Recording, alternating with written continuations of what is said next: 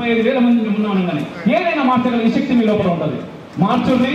Next Siddipet, next తరాలు అంగరంగ వైభవంగా కాషాయ తోరణాలు ఎక్కడ పడితే అక్కడ కనబడాలి, ఎక్కడ పడితే అక్కడ కనబడాలి.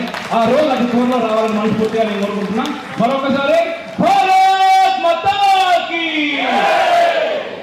ఈ చేతులు ఎందుకు లేపన్నా కూడా చెప్తా. ఇంకా ఇంత చేసిన వాళ్ళు చేతులు లేపలేదు మనం కొంతమంది.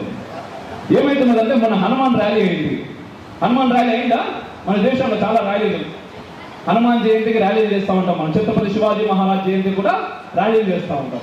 చేసినప్పుడు ఆటోమేటిక్ ఏమవుతుందంటే ఎక్కడి నుంచి వస్తాయేమో తెలియదు, పూలు వచ్చినట్టు పైన రాళ్ళు పడుతుంటాయి మన మీద. మీకు ఆ వార్తలు కనిపిస్తూ ఉంటాయి. చూసిరా అమ్మ ఇట్లాంటి వార్తలు ఎప్పుడన్నా? అన్న మీరు చూసిరా? పిల్లలు మీరు చూసిరా ఎప్పుడన్నా? విన్నారా? ఎందుకు వస్తున్నాయి? ఎందుకంటే ఎంతసేపు నా చేతులు కిందిగా ఉంటాయి, పైకి లేవయ్యాని మనకు తెలిసిపోయింది. అందుకోసమే పైకి చేతి వరకు చేస్తారు. ఒక్కసారి మన చేతులు పైకి లేపే ప్రయత్నం చేస్తే, అరే వీళ్ళు ఇంతమంది ఉన్నారు, వీళ్ళు ఇంతమంది కలిసి చేతులు పైకి లేపితే మనం బ్రతకుడు కష్టం ఇక్కడ, కాబట్టి మన చేతులు పైకి లేవాలి అనుకుంటారు. ఇప్పుడు చేతులు లేపడానికి ఇక్కడ సిద్ధంగా ఎంతమంది ఉన్నారు? ఎంతమంది ఉన్నారు? ఏం లేదు, మనం బ్రతకాలంటే చేతులు లేపాలి. చేతులను లేపు పట్టుకుంటలే, మనం ఉట్టిగానే లేపుతున్నాం. వాడన రాళ్ళు పట్టుకుంటారు, ఇంకేమైనా పట్టుకుంటారు. మనం ఏమైనా పట్టుకుంటే ఉట్టిగా లేపుతూనే ఇట్టున్నది, ఇంకేమైనా పట్టుకుంటే